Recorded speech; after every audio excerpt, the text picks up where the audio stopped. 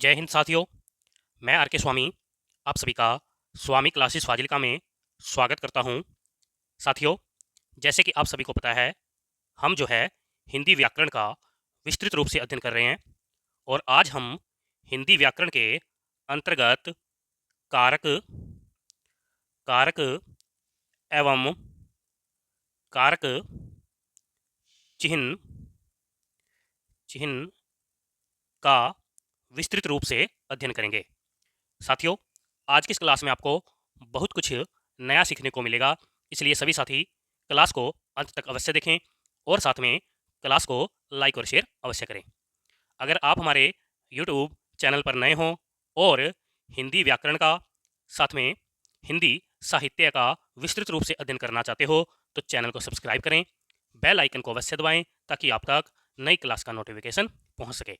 अगर आपने हमारी पहली वाली क्लासें नहीं देखी हैं तो आप प्ले लिस्ट में जाकर उन क्लासों को अवश्य देखें और हिंदी की बेहतर तैयारी करें। एक बार सभी साथी आज की क्लास का लिंक जो है अपने अपने स्टडी ग्रुप में सेंड कर दें ताकि चैनल के साथ नए साथी जुड़ सकें और इस क्लास का लाभ उठा सके। तो शुरू करते हैं आज की क्लास। तो साथियों, सबसे पहले हम अध्ययन करेंगे कारक की परिभाषा का। परिभाषा, कारक की परिभाषा देखते हैं। तो लिखिए सभी साथी, जो जो शब्द जो शब्द किसी जो शब्द किसी शब्द से क्रिया क्रिया का संबंध संबंध बताए बताए वह कारक कारक चिन्ह कहलाता है। ओके जी, जो शब्द किसी शब्द से क्रिया का संबंध बताए वह कारक चिन्ह कहलाता है।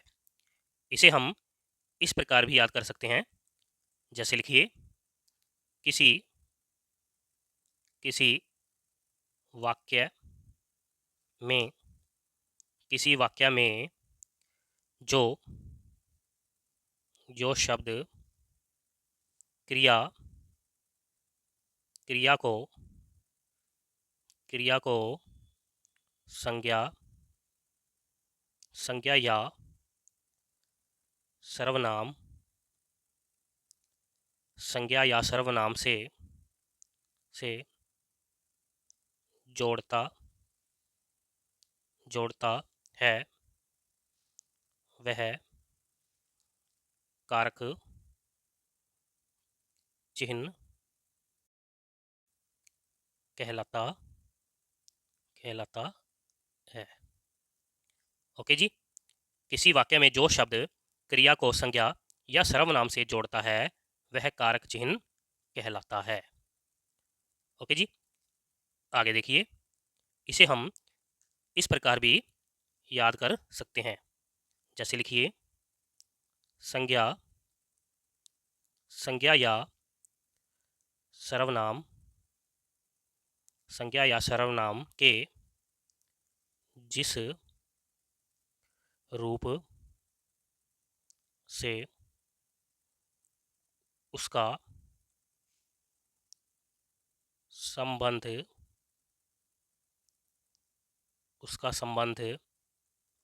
वाक्य के किसी दूसरे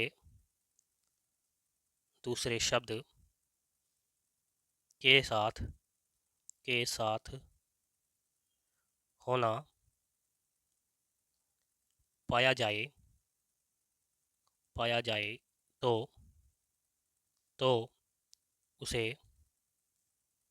कारक कहते हैं। ओके जी, एक बार फिर से मैं पढ़ देता हूँ।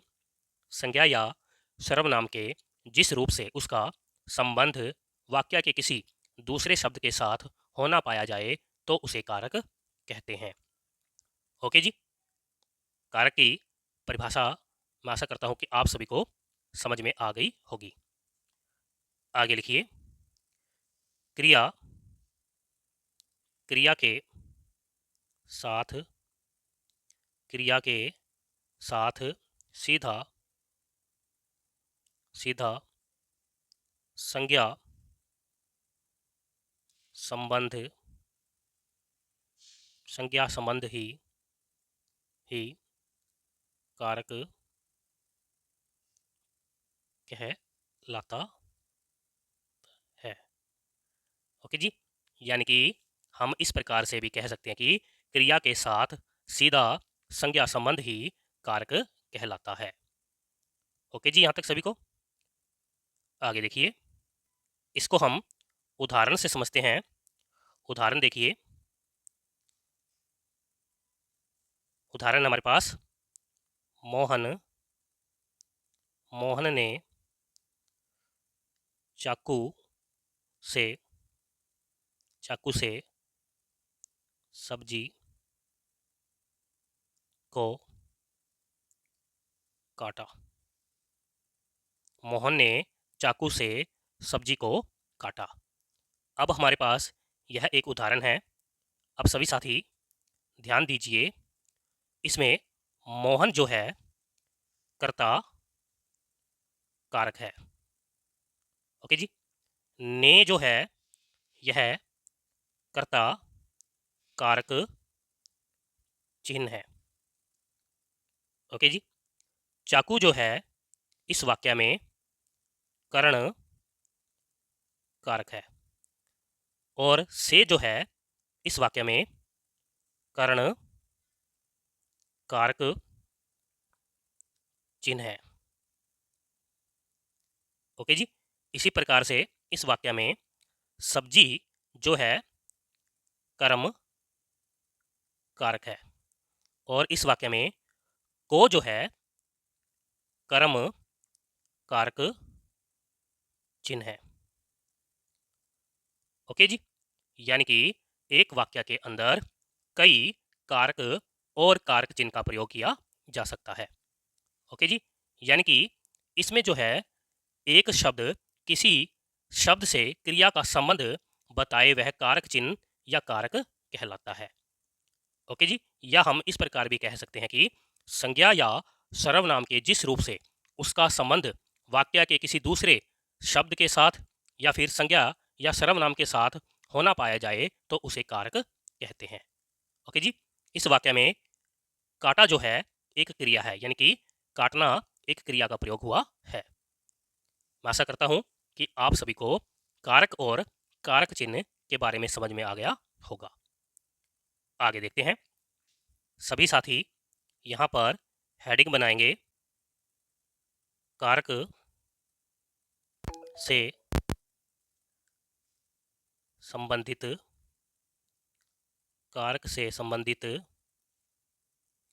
कुछ विशेष तथ्य। ओके जी, अब हम कारक से संबंधित कुछ विशेष तथ्यों को देखेंगे। तो लिखिए, सबसे पहले कारक चिन्ह को परसर्ग या विभक्ति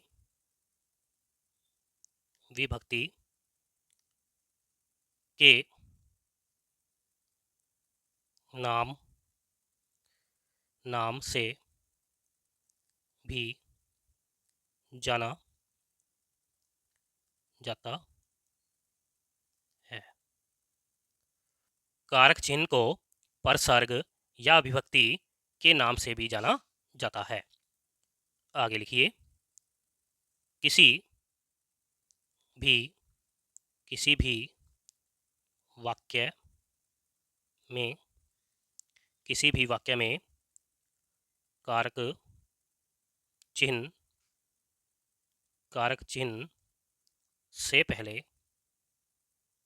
से पहले उसका कारक होता है। लेकिन संबोधन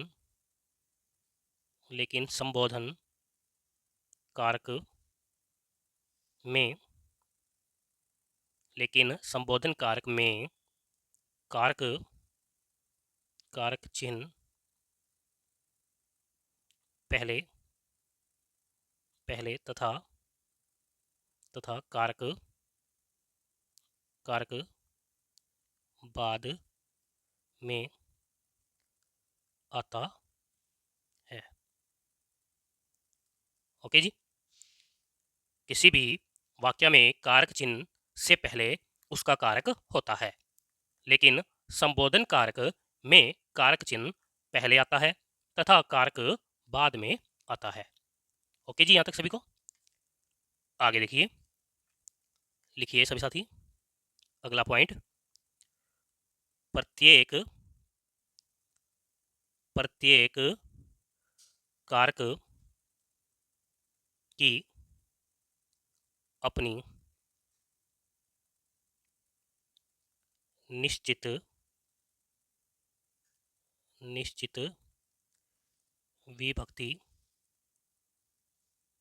विभक्ति होती है। ओके जी, आगे लिखिए। यदि वाक्य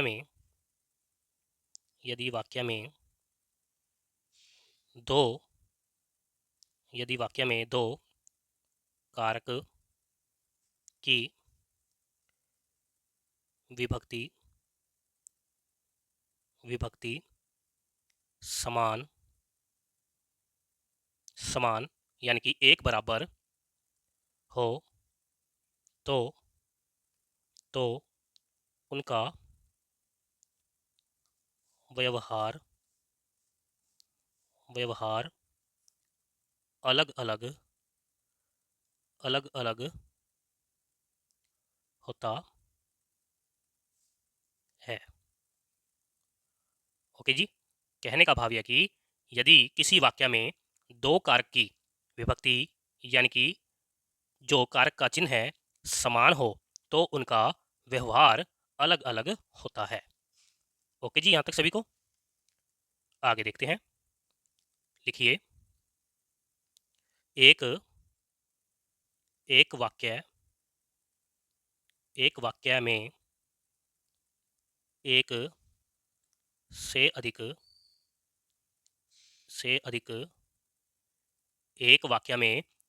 से अधिक कारक एवं कारक चिन्ह प्रस्तुत किए जा सकते हैं। ओके जी, यानी कि एक वाक्य के अंदर एक से अधिक कारक एवं कारक चिन्हों का प्रयोग किया जा सकता है। आगे लिखिए। सभी कारक संज्ञा या सर्वनाम पद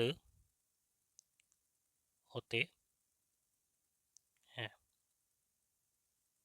ओके जी, सभी कारक संज्ञा या सर्वनाम पद होते हैं।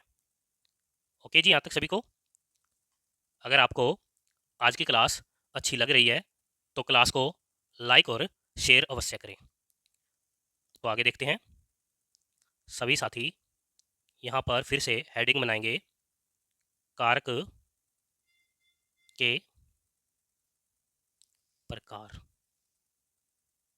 तो साथियों, अब हम कारक के प्रकार के बारे में अध्ययन करेंगे।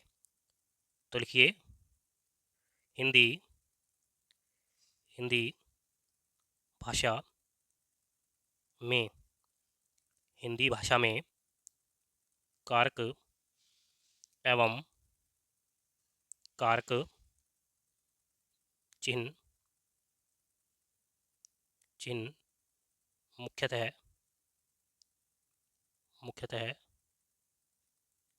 8 यानी कि 8 प्रकार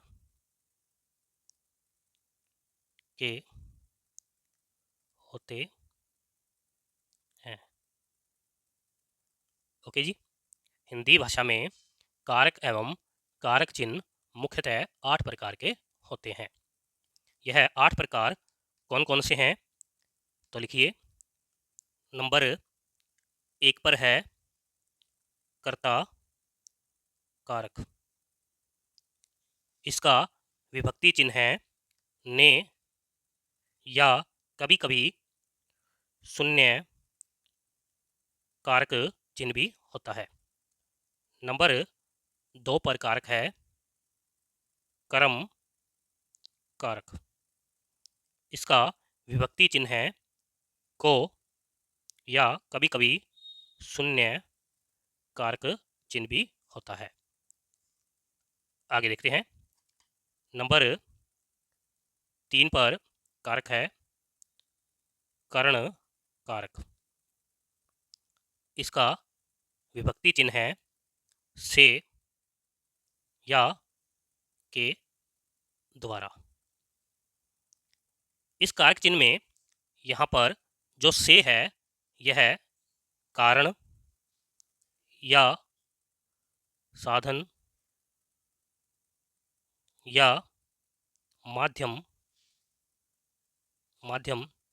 के रूप में प्रयोग होता है। ओके जी। नंबर 4 पर कारक है संप्रदान कारक। इसका विभक्ति चिन्ह है के लिए या को। इस कारक में के लिए जो है उद्देश्य के रूप में प्रयोग होता है और को चिन्ह जो है इस कारक में दान के रूप में प्रयोग होता है। ओके जी। यानी कि संप्रदान कारक में जो के लिए विभक्ति चिन्ह है यह उद्देश्य के रूप में प्रयोग होता है और को विभक्ति जो है दान के रूप में या किसी को पुरस्कार देने के रूप में प्रयोग होता है। ओके जी। नंबर 5 पर कारक चिन्ह है अपादान कारक। इसका विभक्ति चिन्ह है से। इस कारक में से विभक्ति चिन्ह जो है अलग या पास या भय या डर या तुलना के रूप में प्रयोग होता है। ओके जी। आगे देखते हैं। नंबर 6 पर कारक है संबंध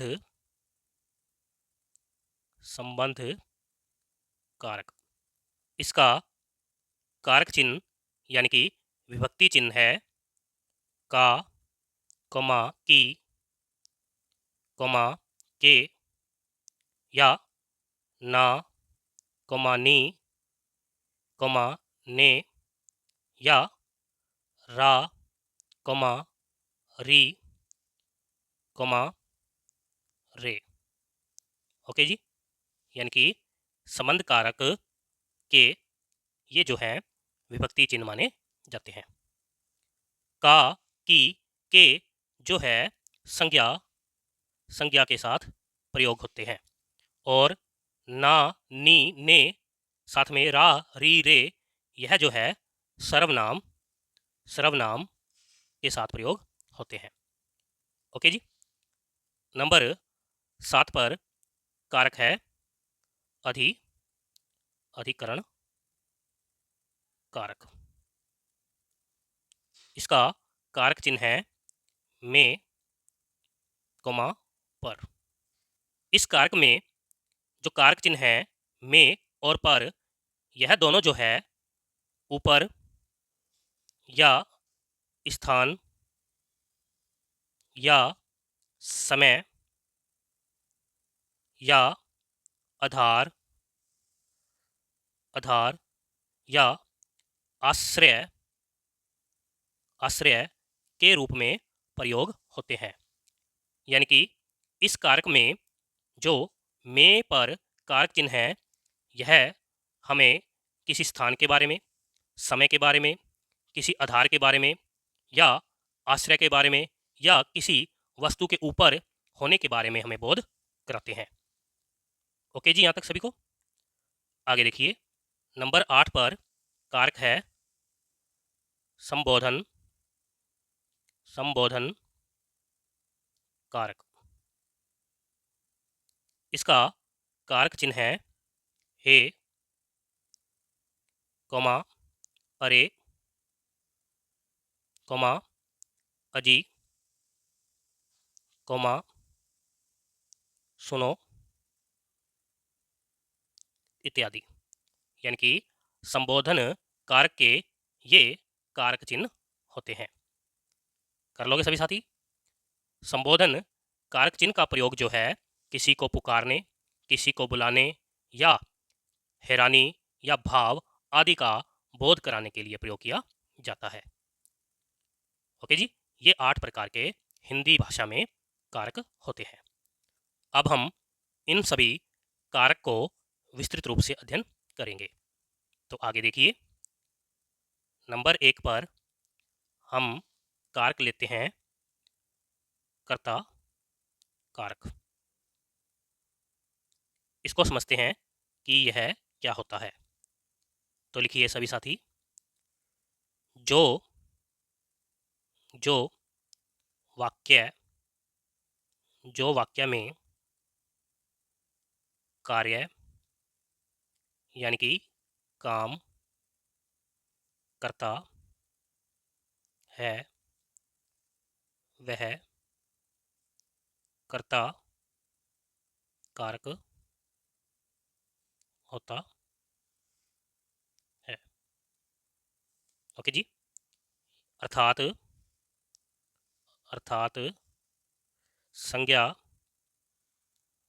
संज्ञा या सर्वनाम का वह रूप जो वाक्य में क्रिया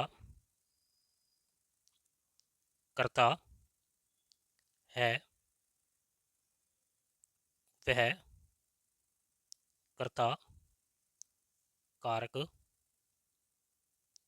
कहलाता है। ओके जी, कहने का भाव यह कि वाक्य में जो काम करता है या क्रिया करता है, वह कर्ता या कर्ता कारक कहलाता है। यहाँ तक ओके जी। आगे देखिए, तो लिखिए, इसके इसके साथ आने वाला ने चिन्ह कर्ता कारक चिन्ह कहलाता है। ओके जी, यहाँ पर नोट करके लिखिए, क्रिया को संपन्न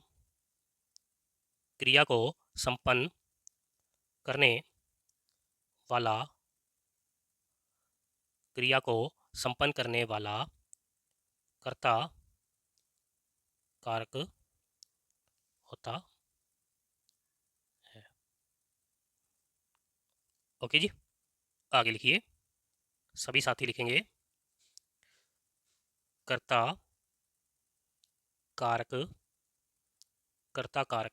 को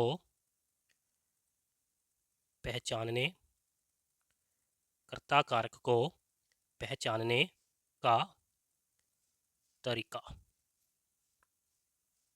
ओके जी। अब हम यहाँ पर देखेंगे कि कर्ता कारक को वाक्य के अंदर किस प्रकार से पहचाना जाता है। तो लिखिए, क्रिया क्रिया के साथ क्रिया के साथ कौन या किसने किसने शब्द लगाकर लगाकर प्रश्न करने पर जो जो उत्तर प्राप्त होता है वह कर्ता कर्ता कारक होता है। ओके जी। क्रिया के साथ कौन या किसने शब्द लगाकर प्रश्न करने पर जो उत्तर प्राप्त होता है वह कर्ता कारक होता है। ओके जी। इसे हम उदाहरण से समझते हैं, उदाहरण से आपको समझ में आ जाएगा। उदाहरण लिखिए, नंबर 1 पर हमारे पास उदाहरण है, राम पढ़ता है। यानी कि अगर हम पढ़ता क्रिया के साथ कौन या किसने शब्द लगाकर प्रश्न करेंगे तो जो उत्तर मिलेगा वह कर्ता कारक होता है। ओके जी। जैसे कौन पढ़ता है तो उत्तर मिला राम पढ़ता है। तो इस वाक्य में जो है राम क्या है, कर्ता कारक है। ओके जी। इस वाक्य में कर्ता कारक का जो कारक चिन्ह है वह लुप्त है, यानी कि शून्य है। ओके जी।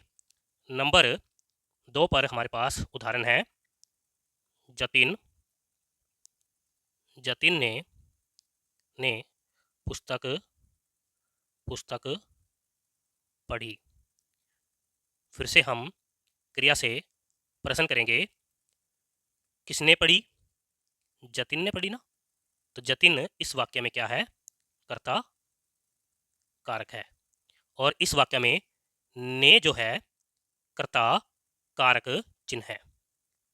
ओके जी। कर लोगे सभी साथी। यानी कि इस प्रकार से हम कर्ता कारक को और कर्ता कारक के चिन्ह को पहचान सकते हैं। ओके जी। आगे देखते हैं। यहाँ पर सभी साथी लिखेंगे विशेष कथन। विशेष कथन हेडिंग बनाकर लिखेंगे। तो लिखिए, भूतकाल भूतकाल के सकर्मक भूतकाल के सकर्मक वाक्यों में ने कर्ता कारक कारक चिन्ह चिन्ह का प्रयोग प्रयोग होता है। जैसे देखिए, हमारे पास वाक्य है, श्याम ने श्याम ने समाचार समाचार पत्र पढ़ा था। यह एक भूतकाल सकर्मक वाक्य है और इसमें देखिए ने कर्ता कारक चिन्ह का प्रयोग भी हुआ है। ओके जी। यानी कि इस वाक्य में श्याम जो है कर्ता कारक है, ने जो है कर्ता कारक चिन्ह है, और इस वाक्य में समाचार पत्र जो है कर्म है। ओके जी। कर लोगे सभी साथी। आगे देखिए, विशेष कथन में लिखिए, भूतकाल भूतकाल के भूतकाल के अकर्मक भूतकाल के अकर्मक वाक्यों में ने कर्ता कारक चिन्ह का प्रयोग नहीं नहीं होता है। ओके जी, जैसे देखिए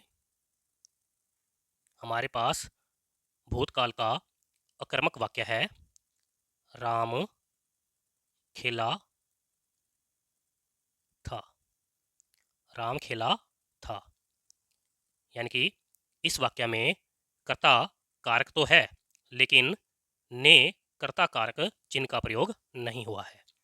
खेलना यहाँ पर क्रिया है, था जो है सहायक क्रिया है।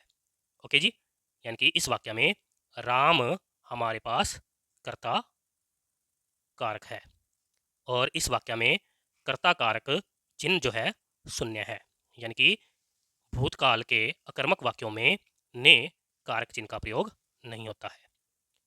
कर लोगे सभी साथी? आगे लिखिए, विशेष कथन में लिखिए, वर्तमान वर्तमान काल व भविष्य भविष्य काल के सकर्मक सकर्मक वर्तमान काल व भविष्य काल के सकर्मक वाक्यों में ने कर्ता कारक चिन्ह ने कर्ता कारक चिन्ह का प्रयोग प्रयोग नहीं नहीं होता है। ओके जी, वर्तमान काल व भविष्य काल के सकर्मक वाक्यों में ने कर्ता कारक चिन्ह का प्रयोग नहीं होता है। जैसे देखिए हमारे पास नंबर 1 पर वर्तमान काल का सकर्मक वाक्य है, लिखिए, सीता सीता खाना खाती है।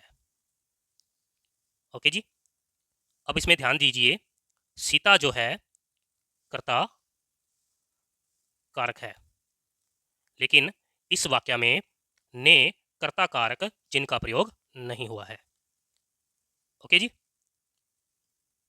आगे देखते हैं। हमारे पास भविष्य काल का सकर्मक वाक्य है नंबर 2 पर, लिखिए, गीता गीता फल खाएगी। गीता फल खाएगी। इस वाक्य में गीता जो है कर्ता कारक है। ओके जी, फल जो है इस वाक्य में कर्म है। ओके जी, यानी कि इस वाक्य के अंदर ने कर्ता कारक चिन्ह का प्रयोग नहीं हुआ है। कर लोगे सभी साथी? आगे लिखिए, विशेष कथन के अंतर्गत कभी कभी कभी कभी कर्ता कभी कभी कर्ता कारक के साथ कभी कभी कर्ता कारक के साथ को तथा से से विभक्ति विभक्ति का प्रयोग प्रयोग भी प्रयोग भी किया किया जाता है। ओके जी, कहने का भाव यह कि कभी कभी कर्ता कारक के साथ को तथा से चिन्ह का भी प्रयोग किया जाता है। जैसे जैसे देखिए नंबर 1 पर हमारे पास वाक्य है, बालक को चले जाना चाहिए। इस वाक्य में अगर हम देखें तो बालक जो है कर्ता है, यानी कि कर्ता कारक है, और इसके साथ को विभक्ति का प्रयोग हुआ है। इसी प्रकार से नंबर 2 पर हमारे पास वाक्य है श्याम श्याम से पुस्तक श्याम से पुस्तक पढ़ी गई। इस वाक्य में श्याम जो है कर्ता कारक है और इसके साथ से विभक्ति का प्रयोग किया गया है। इसी प्रकार से नंबर 3 पर वाक्य है मोहन मोहन से फल खाया गया। अब हम इस वाक्य में देखें तो मोहन कर्ता कारक है और इसके साथ से विभक्ति का प्रयोग किया गया है। ओके जी, यानी कि कहने का भाव है कि कभी कभी जो है कर्ता कारक के साथ ने विभक्ति चिन्ह का प्रयोग ना होकर को या से विभक्ति का भी प्रयोग किया जा सकता है। ओके जी, आगे देखिए नंबर 2 पर हम कारक लेते हैं कर्म कारक। इसका अध्ययन करेंगे कि यह क्या होता है। तो लिखिए सभी साथी, जिस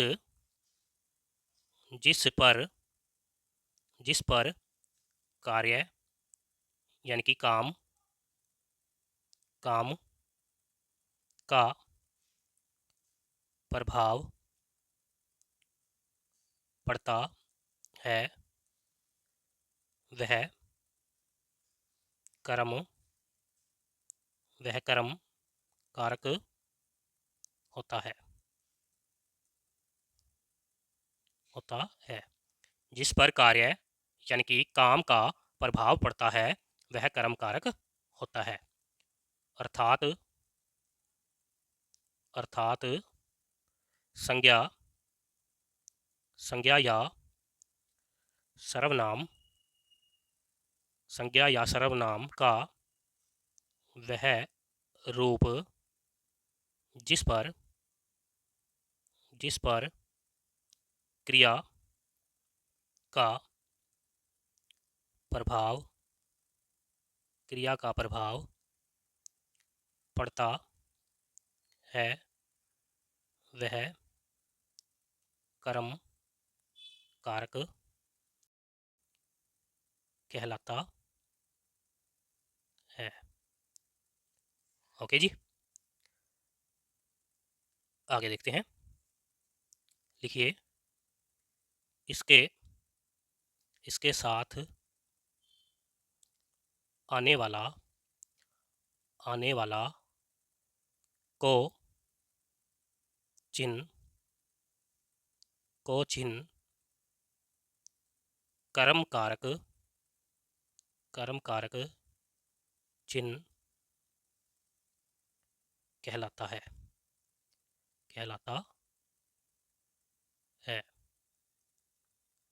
ओके जी, यहाँ तक सभी को। यहाँ पर नोट करके लिखिए क्रिया से प्रभावित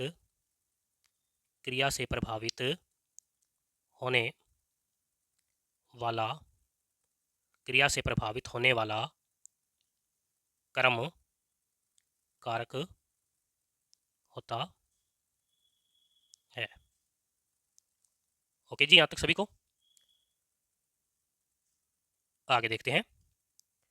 सभी साथी लिखिए कर्म कारक को पहचानने का तरीका।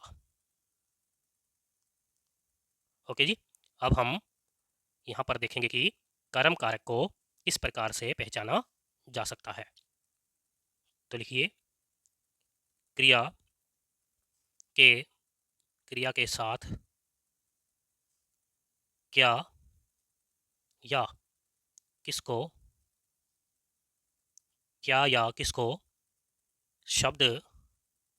शब्द लगाकर लगाकर प्रश्न करने पर जो उत्तर प्राप्त होता है वह कर्म कारक होता है। क्रिया के साथ क्या या किसको शब्द लगाकर प्रश्न करने पर जो उत्तर प्राप्त होता है वह कर्म कारक होता है। ओके जी, यहाँ तक सभी को। इसे हम उदाहरण से समझते हैं। उदाहरण देखिए, नंबर 1 पर उदाहरण है, मदन ने रमेश को बुलाया। मदन ने रमेश को बुलाया। इस वाक्य में अगर हम बुलाया क्रिया से क्या या किसको शब्द लगाकर प्रश्न करेंगे तो जो हमें उत्तर मिलेगा वह कर्म कारक होगा। जैसे देखिए, किसको बुलाया? रमेश को बुलाया, यानी कि उत्तर मिला रमेश को। तो इस वाक्य में रमेश जो है कर्म कारक है। ओके जी। और को जो है इस वाक्य में कर्म कारक चिन्ह है। ओके जी। इस वाक्य में मदन जो है कर्ता कारक है और इस वाक्य में ने जो है कर्ता कारक चिन्ह है। ओके जी, कर लोगे सभी साथी? यानी कि अगर हम क्रिया से क्या या किसको शब्द लगाकर प्रश्न करेंगे तो जो हमें उत्तर मिलेगा वह कर्म कारक होता है। मैं आशा करता हूं कि आप सभी को समझ में आ गया होगा। तो आगे देखते हैं। लिखिए सभी साथी, विशेष विशेष कथन देखेंगे। विशेष कथन में लिखेंगे, लिखिए सभी साथी, मुख्य कर्म। इसको समझते हैं। लिखिए सभी साथी, यह क्रिया से ठीक पहले, यह क्रिया से ठीक पहले, कोमा निर्जीव और विभक्ति रहित होता है। ओके जी। मुख्य कर्म जो है यह क्रिया से ठीक पहले, कोमा निर्जीव और विभक्ति रहित होता है। आगे लिखिए, गौण कर्म। इसे समझते हैं। यह मुख्य कर्म से पहले, कोमा सजीव और विभक्ति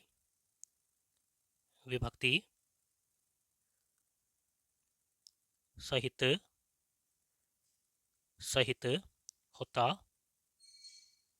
होता है। ओके जी। गौण कर्म जो है वाक्य के अंदर यह मुख्य कर्म से पहले, कोमा सजीव और विभक्ति सहित होता है। कहने का भाव यह है कि कुछ वाक्यों में दो कर्म पाए जाते हैं। एक होता है मुख्य कर्म और एक होता है गौण कर्म। मुख्य कर्म जो है यह क्रिया से ठीक पहले निर्जीव और विभक्ति रहित होता है। गौण कर्म जो है यह मुख्य कर्म से पहले सजीव और विभक्ति सहित होता है। इसे हम उदाहरण से समझते हैं। उदाहरण देखिए, उदाहरण से आपको समझ में आ जाएगा। जैसे देखिए, अध्यापक ने छात्रों को हिंदी पढ़ाई। ओके जी। इस वाक्य में अगर हम पढ़ाई क्रिया से क्या या किसको शब्द लगाकर प्रश्न करेंगे तो हमारे पास कर्म कारक आ जाएगा। जैसे देखिए, क्या पढ़ाई, हिंदी पढ़ाई, किसको पढ़ाई, छात्रों को पढ़ाई। यानी कि इस वाक्य के अंदर हमें दो कर्म देखने को मिले हैं। यानी कि इस वाक्य में दो कर्म कारक है, एक है हिंदी और एक है छात्रों को। अब ध्यान दीजिए, इस वाक्य में छात्रों जो है गौण गौण कर्म है। ओके जी। और हिंदी जो है इस वाक्य में मुख्य मुख्य कर्म कहलाता है। ओके जी, क्योंकि यह क्रिया से ठीक पहले है, निर्जीव है और विभक्ति रहित है, इसलिए हिंदी जो है मुख्य कर्म है। इस वाक्य में छात्रों कर्म जो है मुख्य कर्म से पहले आया है। और ध्यान दीजिए, यह सजीव है और विभक्ति सहित है, यानी कि इसके पीछे जो है कर्म विभक्ति लगी हुई है, इसलिए छात्रों जो है गौण कर्म कहलाता है। कर लोगे सभी साथी? इस प्रकार से हम गौण कर्म और मुख्य कर्म को पहचान सकते हैं। आगे देखिए, लिखिए विशेष कथन के अंतर्गत दान, पुरस्कार पुरस्कार और उपकार आदि आदि के भाव में गौण कर्म को संप्रदान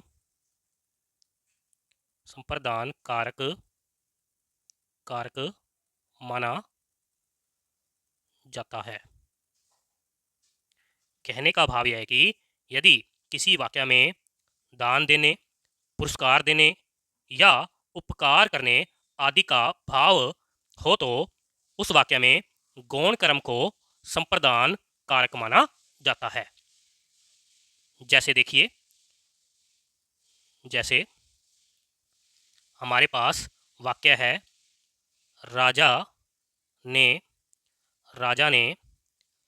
गरीबों को कंबल दान दिए। ओके जी। अब ध्यान दीजिए, इस वाक्य में जो है दो कर्म है, एक तो कंबल और एक है गरीबों। अब ध्यान दीजिए, इस वाक्य में जो है हमें दान का भाव का बोध हो रहा है, इसलिए जो गौण कर्म है वह संप्रदान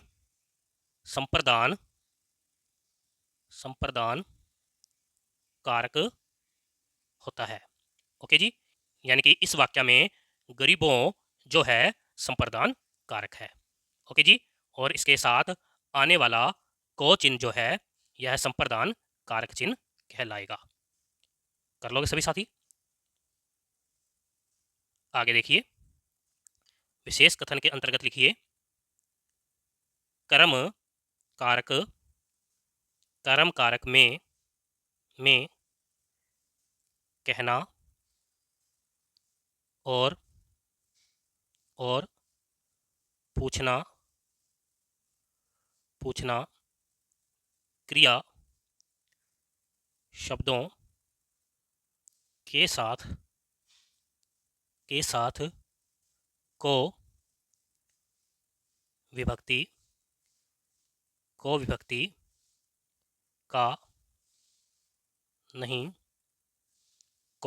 का नहीं से विभक्ति का प्रयोग होता है। ओके जी। कहने का भाव यह कि कर्म कारक में कहना और पूछना क्रिया शब्दों के साथ को विभक्ति का प्रयोग नहीं होता है, इसके स्थान पर से विभक्ति का प्रयोग किया जाता है। जैसे देखिए, हमारे पास वाक्य है नंबर 1 पर, सोहन सोहन ने मोहन से पूछा। अब ध्यान दीजिए, इस वाक्य में पूछना क्रिया है, यानी कि पूछा क्रिया है, इसलिए मोहन कर्म के साथ से विभक्ति का प्रयोग हुआ है। इसी प्रकार से नंबर 2 पर वाक्य है, अशोक ने गीता से कहा। अब इस वाक्य में देखिए, गीता कर्म कारक के बाद में से विभक्ति का प्रयोग किया गया है। ओके जी, कर लोगे सभी साथी। मैं आशा करता हूं कि आप सभी को यह अच्छी प्रकार से समझ में आ गया होगा। तो प्यारे साथियों, यहाँ से आगे हम कल की क्लास में अध्ययन करेंगे। साथियों, आज की इस क्लास में हमने कारक की परिभाषा, कारक से संबंधित महत्वपूर्ण तथ्यों के बारे में और साथ में कारक के प्रकार, इसके साथ ही हमने 2 कारक के बारे में विस्तृत रूप से अध्ययन किया है। यानी कि आज की इस क्लास में हमने कर्ता कारक और कर्म कारक के बारे में विस्तृत रूप से अध्ययन किया है। इसी प्रकार से हिंदी व्याकरण का और हिंदी साहित्य का अध्ययन करना चाहते हो तो चैनल को सब्सक्राइब करें, बेल आइकन को अवश्य दबाएं ताकि आप तक नई क्लास का नोटिफिकेशन पहुंच सके। अगर आपने अभी तक हमारी पहली वाली क्लासें नहीं देखी हैं तो आप प्ले लिस्ट में जाकर उन क्लासों को अवश्य देखें और हिंदी की बेहतर तैयारी करें। तो मिलते हैं अगली क्लास में, तब तक के लिए जय हिंद।